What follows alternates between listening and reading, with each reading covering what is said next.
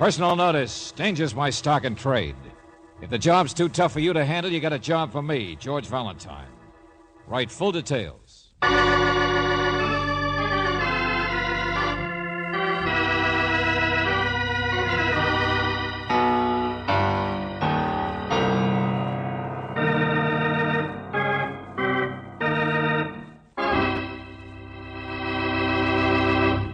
Why the frown, pal?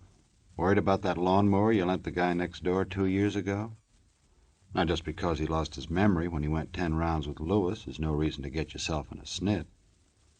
My advice to you is let George do it. You know George Valentine. Take your problems to him. Everybody else does. You'll find him in the phone book. That's where Abner found him, only Brooksie got him first. Brooksie fronts for George. And even over the phone, you'd know she's perfect for the job. But not our Abner. All he could do was confuse the issue. Hello? I would, but I can't, you see. It's a great ad. I've seen it lots of times. Oh, a great ad, I said to myself. There's the kind of a guy that when a guy's in the pinch can... just a minute, Mr. Valentine. I'll get on the extension, Angel. Hello? I haven't got much time, Yeah, see? I'm right here. I got it. No time to write, but who are you? What's your problem? Now, this is a real pleasure, sir. If you'll permit me, my name is Abner, and I'm in jail. You what? Only don't get me wrong.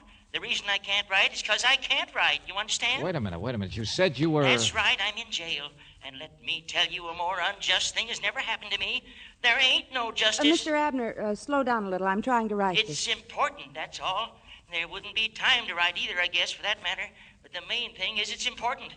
That's what I've got to make you understand, see? You get me? Oh, sure, you make it so easy. Yeah, well, I'm kind of excited. Because, you see, the jail burned down. What? Oh, yeah. And you burned down with it. Now, hold on. I mean the jail over in Melody. That's where I'm calling from. Melody? Over in the valley? Yes, sir, that's the one. And a beautiful little town it is for tarantulas. But that old jail, let me tell you, was the biggest eyesore in... Hold it, will you? Now say something sensible or hang up. But I am. I mean, just because I can't write. Listen, the fire was last night. They moved us out, that's all. Now we're locked up in the sheriff's office. That's how I could get to the phone. Clear as a bell. Listen to me. I got out of the fire, understand? Only one of the guys in the big cell, he didn't. He's dead. And if I tell what I know about it, I'll be dead, too. What?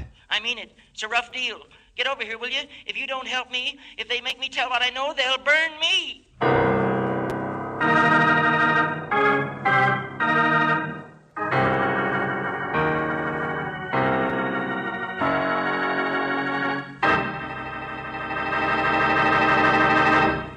I wonder if this Abner's telling the truth. Could be he's taking George on a wild goose chase. Well, all I know is my friend here won't lead you astray because what he has to say is straight and to the point. Lead on, Macduff. You made every word live, son. Now let's see if George and Brooksie can do as much for Abner. Oh, that's them pulling up in front of the sheriff's office.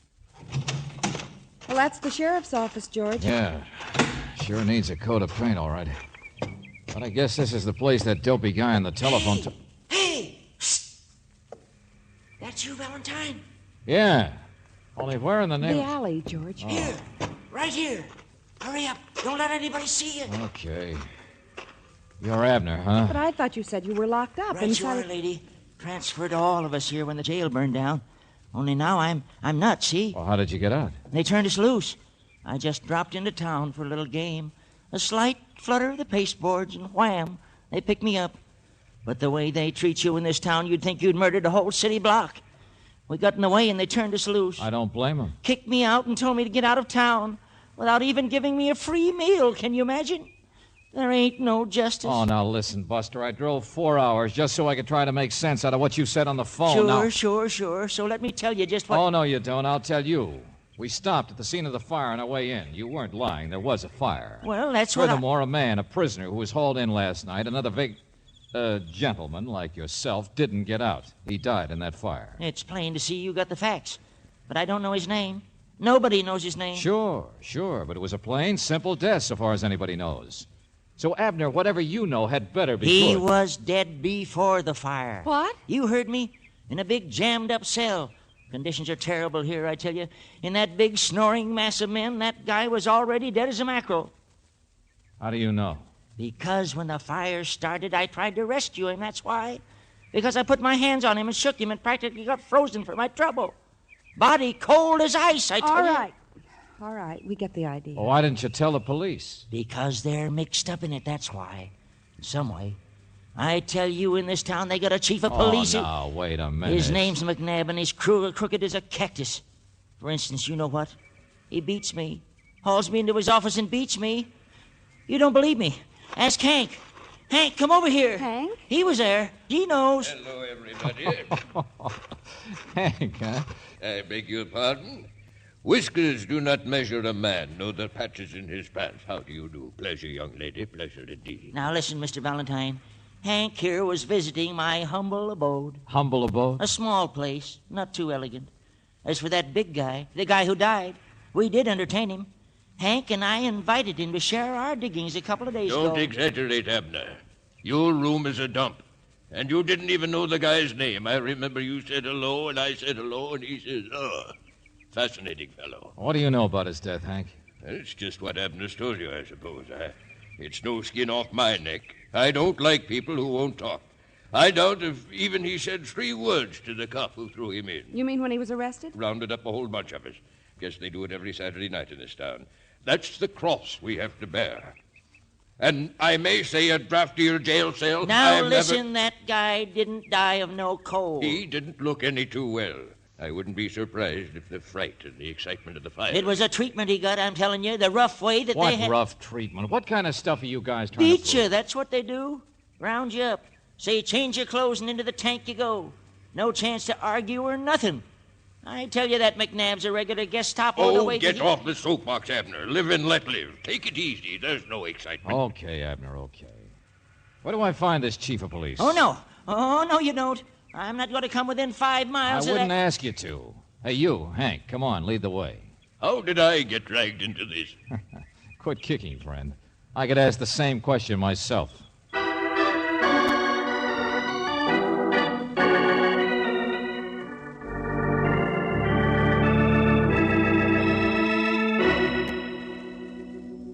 So they say he died somehow before the fire. Is that right? Yes, Chief. They said that... Now, wait just a minute how you use that word they. It's Abner who says... Oh, get out of here. Go on, beat it. Look out, Chief. Don't hit me. What?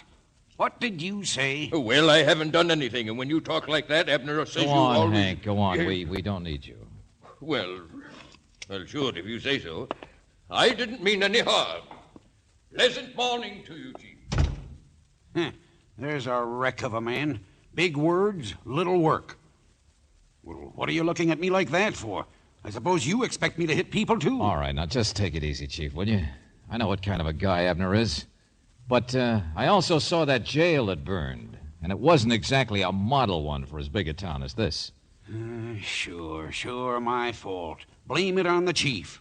Wouldn't have anything to do with how much money the town gives me to run this force, would it? Skip it, will you? There was no connection between the fire and that other bum's death. Uh-huh.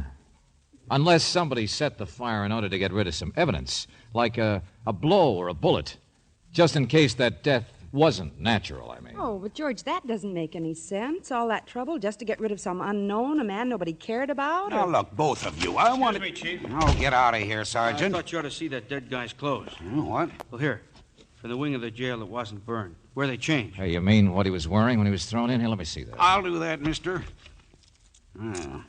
11 cents change, huh? Big man. Typical vagrant, I tell you. He was just... No, here, Chief. Piece of paper. So many on a Saturday night, we don't really have time to go over them, you know. Let me see that. Mr. Walter F. Smith. Who? Yeah, mystery solved, Chief. That's his name, apparently. Suggest you stick pretty closely to plenty of milk. Leave out too much starch. Be careful of pepper or any seasoning. What's that? That's all. Some doctor's name, Kansas City. Yeah, a diet list, Chief. So he was just a nobody, huh? Oh, no. Well, what's the matter? I should think that would help. Chief get a just fight. realizes he might be in a worse spot than ever, right, McNabb? Very smart, Valentine. You catch on real quick. Negligence, Angel. If there was anything wrong with this guy, then the police should have found out about it. Maybe he needed help instead of a cell. Go on, get out of here. I got work to do. Oh, wait a minute, sir. There's something else. Now, look, Sergeant, you've caused enough trouble yourself for one day. I'm sorry, Chief, but over at the morgue, there's a woman. She says she's Mrs. Walter F. Smith. His wife? Well, I guess, or used to be.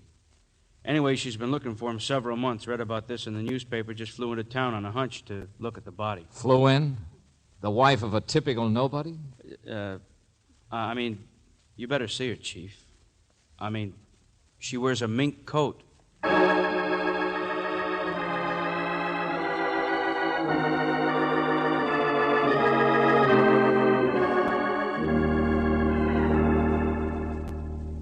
Of course there's nothing I can tell you. What could I tell you? Don't be ridiculous. I'm going back to my hotel. Look, I know how you feel, Mrs. Smith. I don't know whether he was ill or not. I don't know anything about him lately. But the chief of police asked I'm us to... sorry. I've been through enough. Seeing Walter there like that. Mrs. Smith, if my you'd only... My taxi's waiting. I'm sorry. Which hotel? Let her go. Leave her alone. Ah. Sure, wears a mink coat. Wife of a bum. Well, we asked her to stay until I you... wanted to see what the teletype check said on his name, that's all. Well? Walter F. Smith is wanted by the law. What? Embezzlement. Well... All right, what are you so sour about? If his death was the police's fault in any way, it's better for you than if he was a respectable citizen. Hold still, I'll give you the facts. Have fun with them. In addition to Smith, his loot of $200,000 is also wanted. Oh. Do you suppose someone found out what he did with it and then murdered him last night? There you go, having fun already. Take it easy, Chief. At least you're off the hook. So now everybody else is up to something, that's all. Yeah, as Abner puts it, there ain't no justice.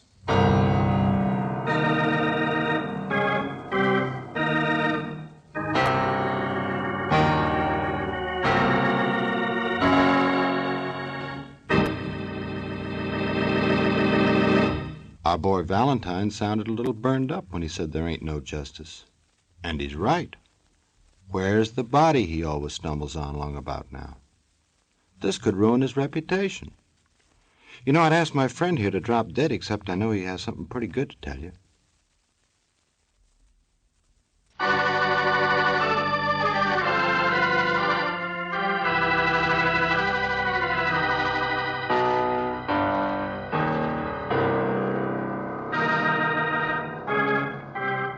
Now let's get back and see if George's temper has improved. Not that I blame him. Abner would make anybody see red. If you remember, Abner's the old coot that accused Chief of Police McNabb of barbecuing a fellow prisoner by burning down the pokey. As an added touch, Abner swears the victim was dead before he got the hot foot. Then, to make matters more complicated, the chief discovers the body belonged to a Walter Smith, who was wanted for taking $200,000 that didn't belong to him. Complicated? You bet. But George has it figured. He says it's murder. Even so, I think I better lend our boy a hand as he starts asking questions around town. I have a landlady, George. Walter Smith came to town a couple of days ago. You must have noticed something about him, or he must have had some baggage that you... I'm a working woman, Mac. I don't have time to sit around and gab with the guests. I just thought he was a drifter like the rest of them, that's all. And he had no baggage. I can tell you that in one word, no baggage. 2 words. But you notice baggage, huh? Keep your eye out for that sort of thing? I gotta protect it, you know. Don't want nothing stolen from the guests. Uh-huh. Nothing in his bureau? Oh, spare shirt, maybe. How should I know? I'm telling you like I told McNabb. Smith was here, but I didn't notice him until he wasn't here, last night. And somebody said he was in jail. Who said? Guy named Abner. Seemed all upset. Oh, yeah, they're rounding up Abner again. Ain't that interesting? Look, if you're through nosing around... around... newspaper. Huh? Yeah, it's today's newspaper. Room hasn't been occupied since yesterday. And I don't know who else would read the fashion page around here. Thanks. Now, you've been going through this room. What did you find? Nothing. Gee, $200,000 they say he's got someplace. But I'm telling you, not a thing, not any baggage, not nothing. You expect me to believe that? George. Yeah, in here, Brooksie. George, I can't find Oh, him. if you're looking for me, dearie... Mrs. Smith, his wife. I tried every hotel in town. That taxi driver who drove her away from the morgue? No, the police had already located the driver. He says he dropped her off downtown here in the business section. What are you two talking about? You know something I don't? I doubt it. Come on, Angel. I've learned all I need to.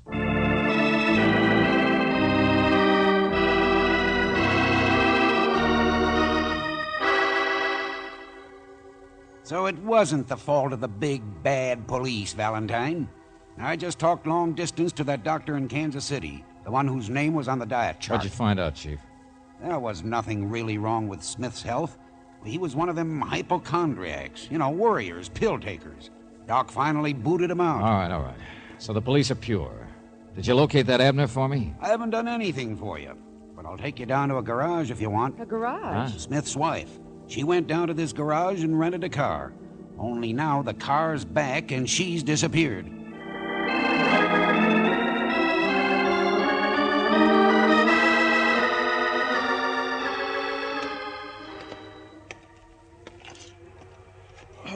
I don't know where she went when she took the car. But didn't you see Mrs. Smith when she came back to your garage? Oh, she was gone about an hour, I guess.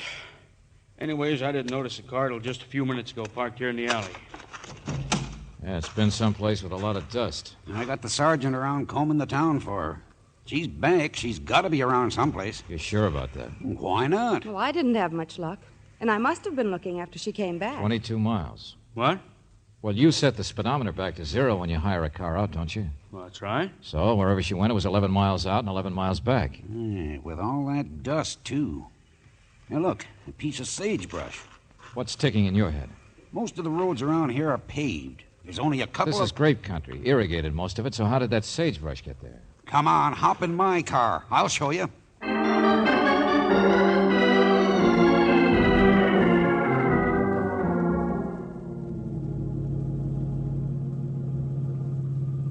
This is the third and last road. 10.5 miles. Yeah, plenty of sagebrush on this one. Yeah, old AA place. Sold out and cut the water off.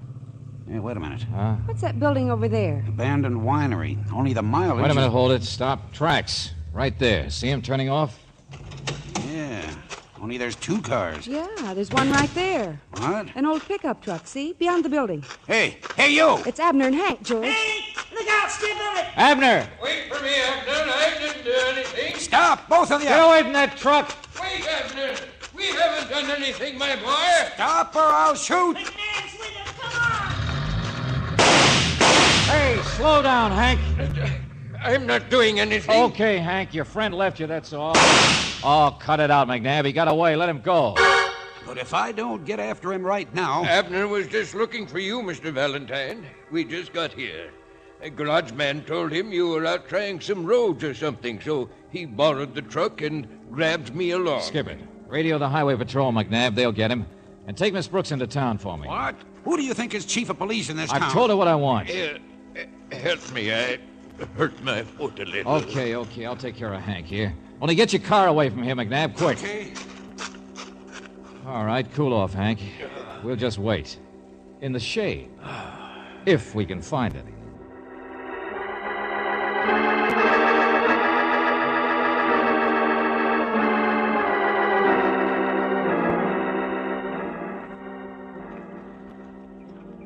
How long are we going to wait, Mr. Valentine? Oh, relax, Hank. Sun'll set in a couple of hours. Couple of hours. Then it'll be just as bad. Gets real cold out here in the evening. Goes through your bones. I don't know how I got into this crazy... Yeah, sure I know. Abner brought you out here with him, huh? Abner got me into this because he already had a little idea who Smith really was. Does that check? I guess so, Mr. Valentine. I don't know. Sure. You were all in jail together. Abner thought maybe I could help point him toward the money. Is that right? I guess he thought that because Mrs. Smith came out here, well, then the money was out here, too. Yeah. It might be. You really think so? Well, in that case, while everybody's gone, maybe you and I... No. It's too hot. No, we'd never find it, Hank. Let the police worry. Abner doesn't trust McNabb. That's why he took off. I know it. But he'll be back, looking for the money. Look, Mr. Valentine, was this guy Smith murdered? I don't know. Holy smoke. Maybe he killed himself. Well, it could have happened. Only it doesn't tie with anything very well. Come on, we're losing our shade. Let's move. Maybe Smith was just not in too good health and kicked off. A man has to take care of himself. Yeah, you're right. Here's a good place. The winery? Yeah. Ought to be cool inside here, don't you think? Okay. Boy, It's dark. What in the name of... Hey, what happened? Did you fall? I'm all right. Look. I tripped. Look. Mrs. Smith. The body of Mrs. Smith.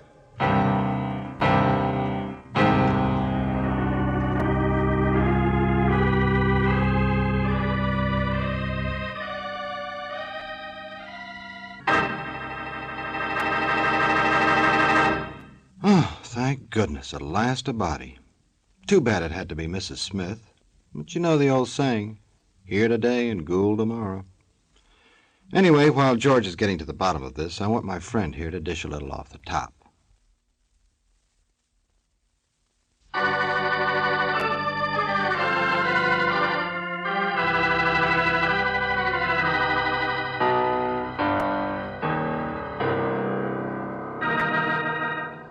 You know, there's an ironic twist to this story.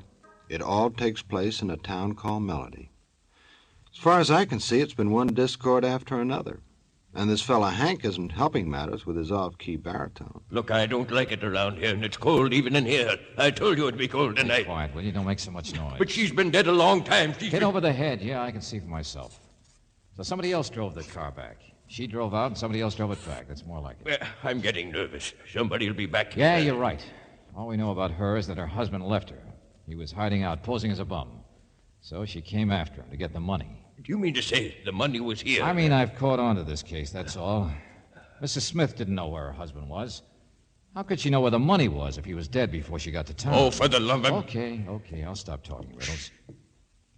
You hear that? Yeah, we got company. Get back in here. He can't see Wait a us. minute, hold it. McNabb. Valentine? Oh, yeah, right here, Chief.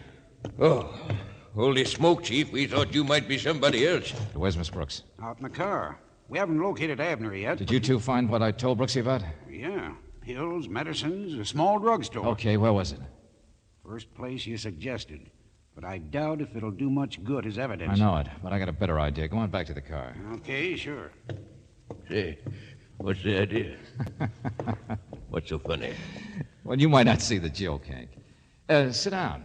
We're going to wait some more. For days, if we have to. Wait. What for? A confession. What? Yeah, a man named Smith was a fugitive from the law, and from his wife, too. Had money and plenty of trouble, and worst of all, he was sure he was sick. So the money couldn't give him much fun, could it? End result? He was hiding on Skid Row when he got an idea. Why not die? Look, I'm cold, and I'm dying of riddles. He did just that. He died of murder. And afterwards set fire to the jail he was in, so his body couldn't be examined too closely. He what? And it all worked beautifully until his wife showed up. She kept her mouth shut when she saw the body, but afterwards must have spotted Smith herself, and so he brought her out here and he killed her. Probably told her the money was here, when really I suppose it's stashed away in Kansas City or anyplace else. I'll say you don't know anything. You're I so should mixed have caught up. on when I found Smith's room had no baggage. That's where the pill-taker's private drugstore should have been. But of course it wasn't. They were with your stuff, Walter F. Smith. That's where McNabb found it. Oh, is that so? Yeah, the man you killed was just a poor penny ante gambler. A man you knew hardly ever opened his mouth. No one knew anything about him. He'd never be missed. So you knocked him over the head, I suppose, when all the rest of the men were asleep. I don't know what you're talking about, Mr. Valentine. And then you put that diet chart in his clothes. Oh, not a bad stunt. Make the police think they might have done a pretty terrible thing. Make them want to cover it up and keep it quiet. I won't admit any of it. There's nothing you can do to me. Buster, what an ironic spot you sit on. Oh, you cold? Oh, well, come on, let's have a brandy. You know, I remember the items on that diet list. Milk, no pepper, just bland stuff. So the guy it was written for must have been worried about his stomach. Come on, Hank, have a brandy. Little sharp, maybe, kind of strong for some stomachs, maybe, but for you it'll... I don't want it. Too bad you didn't have the sense to stay away from here. Just curious, I guess, Shut huh? up, shut up. Look, Mr. Smith, if all I've said isn't true, well, go ahead, have a drink. There's nothing wrong with you. The diet chart wasn't yours. Shut up! And after you're really hungry, we'll go in for a nice, spicy Mexican dinner, maybe. There'll be no excuse for you not to eat it, will there be? Cut it out! After all, you're okay. You can eat anything. Go on, have a drink.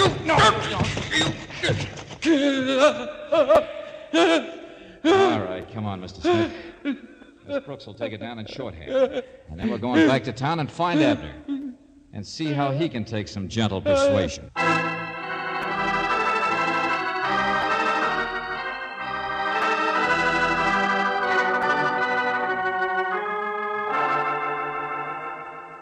Abner, I want you to get out of melody and keep going. And right now... Now, look out. Don't you hit me again, Chief. Oh, I've never hit you. Nobody on my force has Abner, ever... listen, will you? The chief here is all right. With a little publicity on this case, maybe the town will wake up and give him the money his department needs. But, Abner, I am not a cop. I'd be glad to hit you. No, you wouldn't. That's what you think. I don't like being played for a sucker, so start moving. No, look, I know I did a lot of lying to get you into the case. I figured we could make some dough together. Here goes. No. Thanks, friend, thanks. That guy sure was a headache. Oh, don't mention it. Okay, Brooksie, let's go. All right, George. So long, McNabb. Well, where you been, Angel? Seems to me you kind of dropped out of things. Miss me?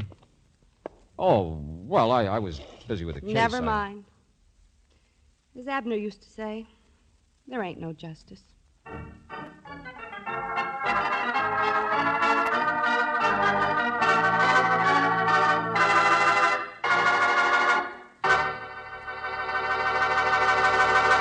Say, did you ever see a dream walking? Maybe not, but you just saw a bell burning. Brooksie.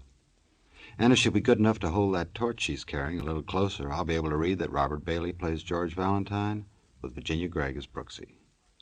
Don Clark directed the script by David Victor and Jackson Gillis, and Eddie Dunstedter's music kept things blazing. I'd like you to make a mental note right now to save a half hour for us next time, when you will hear what happens when you let George do it.